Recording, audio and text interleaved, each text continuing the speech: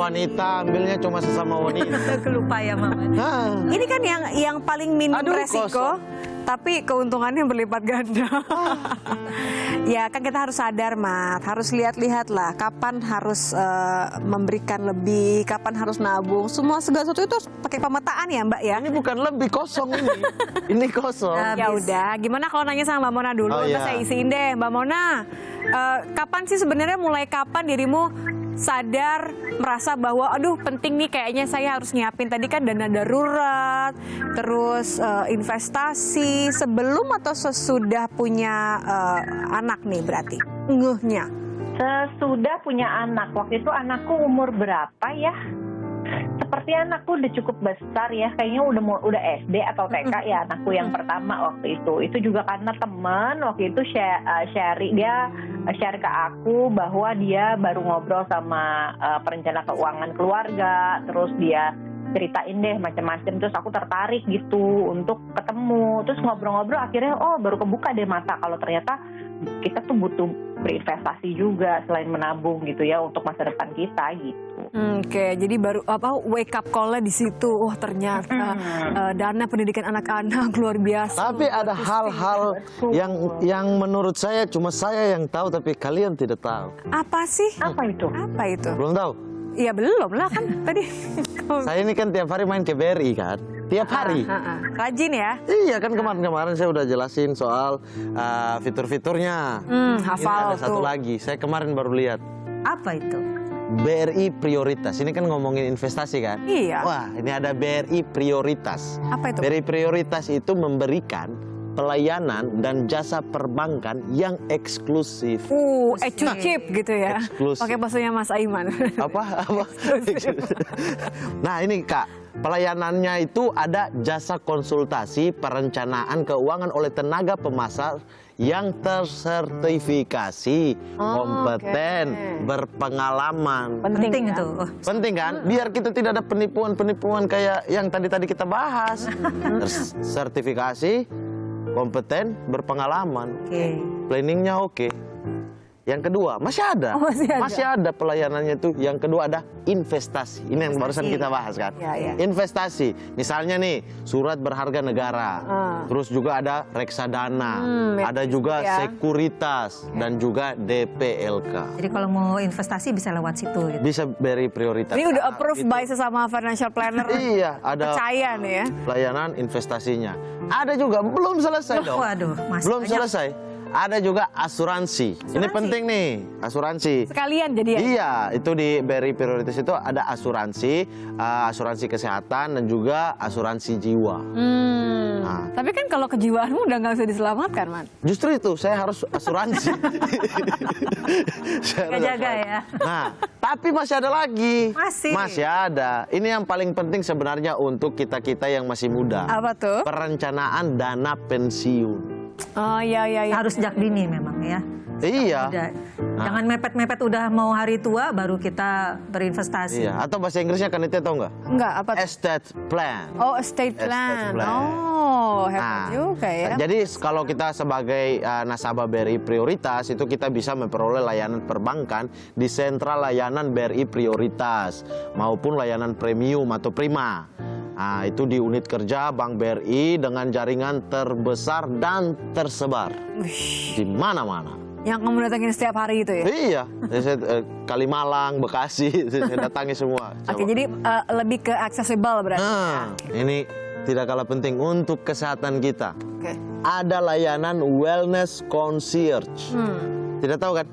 Apa itu? Ya, Wellness concierge itu layanan rujukan ke dokter spesialis atau dokter ternama, transportasi medis, hingga akses perencanaan pemeriksaan kesehatan eksekutif khusus. oh oke. Kepake banget ya lagi pandemi ya? Iya, serta berbagai penawaran eksklusif dan experience lebih bila menjadi pribadi terpilih BRI Prioritas gitu. Jadi Pantes itu kamu happy ya? Kapan kalau saya ada kebutuhan untuk misalnya konsultasi dokter, saya merasa kurang sehat gitu ya. Iya. Jadi fasilitas itu langsung bisa digunakan ya. bisa digunakan Tadi. langsung. Dokternya dokter rujukannya dokter ternama tadi. Dokter spesialis ternama. Tapi tadi sebenarnya poin yang menarik asuransi ya Mbak ya. Jadi kan Iya. nggak cuma kita nyiapin dana darurat Iya. gitu. Karena kan pengennya sih dana daruratnya kepakainya untuk hal yang lain gitu kan ya. Iya, karena Jadi kan tidak- asuransi juga menjadi hal yang penting untuk kita pikirin soal masa depan, jaminan masa depan gitu ya. Pasti ya, karena tidak semua risiko keuangan itu bisa di cover dengan dana darurat gitu ya. Atau jadi begini, dalam kehidupan keluarga itu sering namanya terjadi risiko, hal yang tak terduga itu biasa terjadi. Nah, kalau risiko kesehatan kadang besar biayanya itu kadang tidak bisa kita pastikan. Nah, karena itu fungsinya asuransi adalah jika kita terpaksa membayar biaya pengobatan, maka itu bisa di-cover oleh pihak asuransi. Iya. Ya. Nah, kemudian selain itu baru dilengkapi juga dengan dana darurat, sebab tidak semua risiko itu bisa di-cover dengan asuransi. Contoh misalnya kayak misalnya risiko PHK misalnya. Kemudian kalau kita pebisnis, ternyata bisnis kita terdampak pandemi, sehingga supaya bisa tetap berjalan bisnisnya, kita menggunakan dana darurat terlebih dahulu gitu. Nah, itu jadi kombinasi antara asuransi dan dana darurat itu sangat-sangat penting. Gitu. Sangat-sangat penting, apalagi kalau ditambah dengan tadi adanya fasilitas rujukan kesehatan gitu ya. Nah, itu bisa saling melengkapi. Oke. Mbak Purna sendiri pakai asuransi kan ya? Maksudnya itu juga masuk ke dalam hal-hal yang harus dipenuhi ya.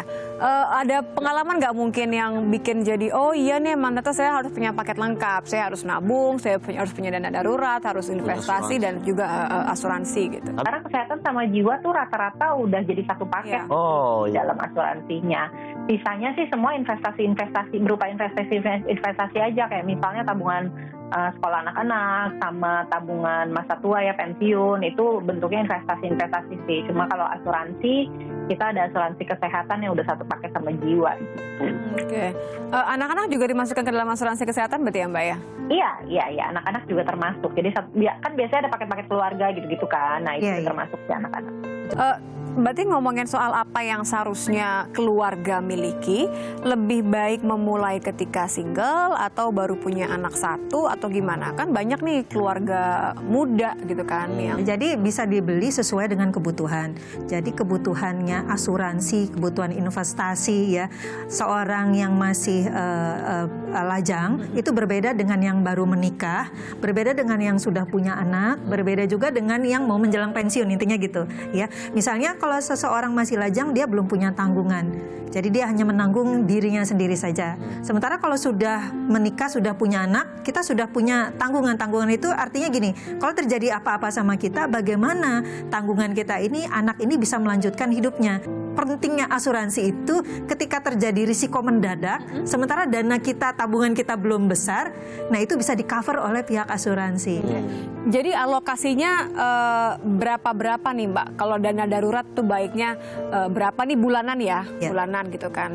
Berapa alokasinya, berapa persen? Kalau untuk investasi berapa gitu? Persennya aja deh. Oke, sebenarnya sih kebutuhan total antara asuransi ini kan berarti ada asuransi jiwa dan asuransi kesehatan gitu ya. Nah, itu bisa kurang lebih setidaknya antara 5-10%. Kalau dana daruratnya? Kalau dana darurat itu dia masuk ke posnya investasi. Jadi investasi ini di dalamnya bisa investasi untuk dana darurat, investasi untuk dana pendidikan, investasi untuk dana pensiun.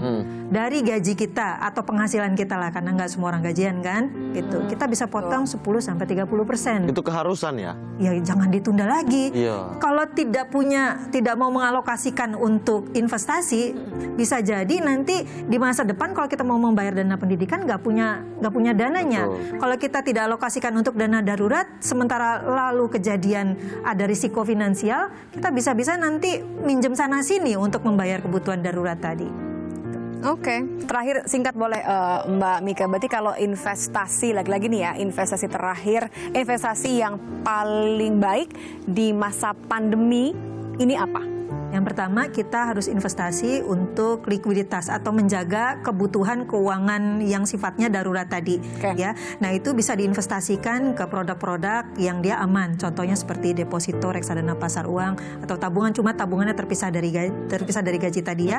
Yang kedua, alokasikan untuk investasi jangka panjang. Ya, contohnya seperti reksadana saham, kemudian reksadana pendapatan tetap. Anda beli emas juga boleh. Jadi harus disebar untuk berbagai kebutuhan tadi, baik masa sekarang Ataupun maupun masa masa depan. Oke, tips and trick dong Mbak buat mamat nih terutama Iya. nih, yang mau membuat keluarga Bagaimana biar Bisa disiplin ya. Biar bisa disiplin, Buat mamat, tapi iya, buat bahagia mamat gitu. Justru sebenarnya sebuah keuntungan belum punya keluarga. Aku sih kalau bisa mengulang kembali, kalau bisa dari dulu tuh nabungnya dari sebelum punya keluarga. Karena kan ya itu tadi kan Mbak Mika juga udah bilang kalau belum ada tanggungan ya, sebenarnya lagi enak-enaknya nabung tuh. Cuma lagi enak-enaknya spend juga ya kalau lagi. Terima kasih ya Mbak Mona. Kasih, Mbak Sudah Mona. gabung di kita. Salam buat kerucil-kerucilmu semuanya. Aja jadi bisa ngobrol-ngobrol. Iya dong. Salam buat keluarga ya Mbak ya. Thank you. Thank you, take care, stay safe tuh. Ya. Jadi harus cermat, harus pintar, tapi juga harus yang terpenting nih, Mat. Aku mengutip Mbak Nika. Mulai dari sekarang, Betul. karena daruratnya sudah nyampe, berarti kita harus penuhin dana daruratnya, tapi juga mikirin jangka panjang, pikirin masa depan, berarti harus investasi dengan cara yang tepat. Oke, terima kasih Mbak Mika karena Terima udah sharing sama kasih. kita hari ini. Mudah-mudahan abis ini semua jadi lebih pintar dalam mengelola keuangan buat masa depannya supaya bahagia terus gitu ya. Aman saat ini, aman nanti juga. Tos lah buat aman saat ini.